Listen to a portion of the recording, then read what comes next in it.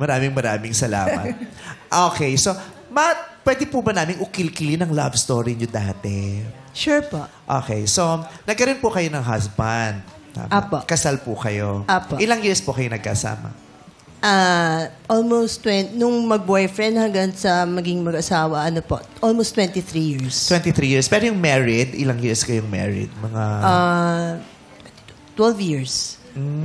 Mga bagets pa sila, Nathan, nung nawala yung mister niyo. Their dad passed away when Nathan was 9 and Niron was 7. Bata pa. Yeah.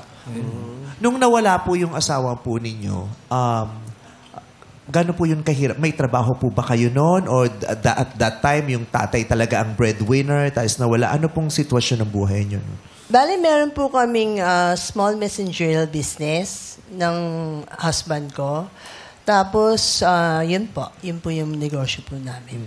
Paano nyo po, paano nyo hinarap yung pagkakataon na nawalan kayo ng asawa? How painful was it for you? Kasi, actually, best friend ko siya. Not only my husband.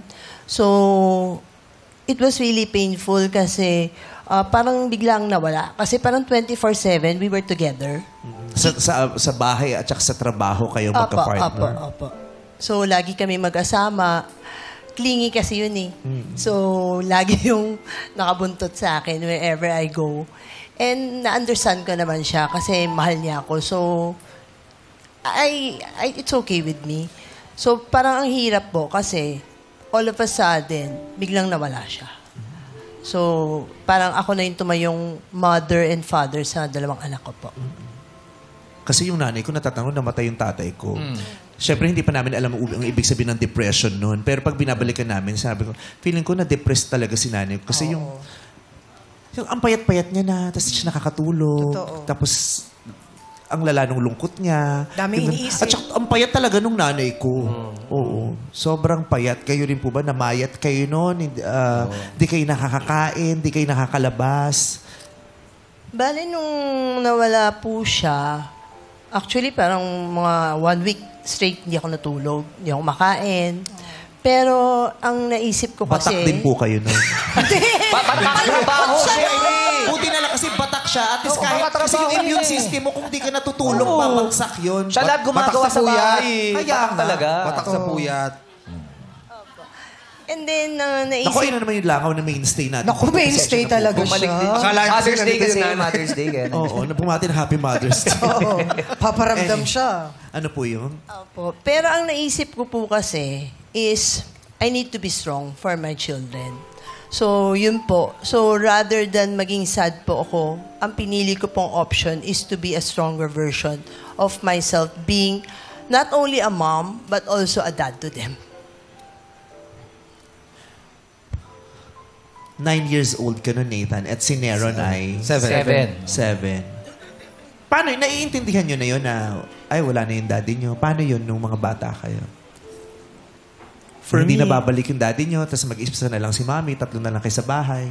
Tingin ko ako, medyo nagulat ako. Kasi parang the other day we were just together. Tapos the next day, parang wala na. It was fast rin kasi yung transition. Hindi siya parang example when someone has a terminally ill sila. Siguro mga months, parang mafe-feel mo na humihina na sila. Pero ito po kasi mabilis eh. Kung di nyo mamasamayin, paano nawala ang daddy mo? Brain aneurysm po. Pumutok yung Ugat sa ugat. Tapos na-comatose po siya. So, yun po. So, ikaw naman, Nathan, bilang mas matanda ka ng slight kay Neron. For me, at first, syempre, nagulat din ako. Pero, mas naisip ko na I have to be more mature. Parang I have to step up. Tapos, be a better role model sa kapatid ko. Parang ganun. Pero yeah, of course, I was sad rin. Tapos, parang 2 weeks siguro or around 2 months, may mga times na bigla na lang ako iiyak. Pero naisip ko na kailangan ko din maging strong for my brother and for my mother. Pero Nathan, di ba mahirap yun kasi ikaw na yung kuya. Ikaw ang tatayong haligi ng tahanan sa bahay. Di ba mahirap para sa iyo? Yung mom ko naman kasi never naman niya ako pressure to be that person. Pero na-feel ko na kailangan ko talagang i-up yung level of maturity ko and to be more understanding. Kasi nung namatay din tatay ko, parang ang hirap din kasi siya, di ba, kailangan niya magpakakuya. Oo. Ako naging ate kasi ako noon. So, nahirapan din ako ipaliwanag sa mga kapatid ko. Hindi ka Bunso pwedeng ka, kuya. di ba? Magiging ate niyo ako. Di ba Hindi ako bunso kuya, ka? ha? Bunso ka. Pero magaling na ate. Ha? Magaling Ati-atihan tuwing piyesta. Oo, dahil ang dami kayo nag-donate sa amin. Lalo pag tumaba, maano kami ng plan, dayo kami. Iba. Pero, ang galing, no? Sobrang galing.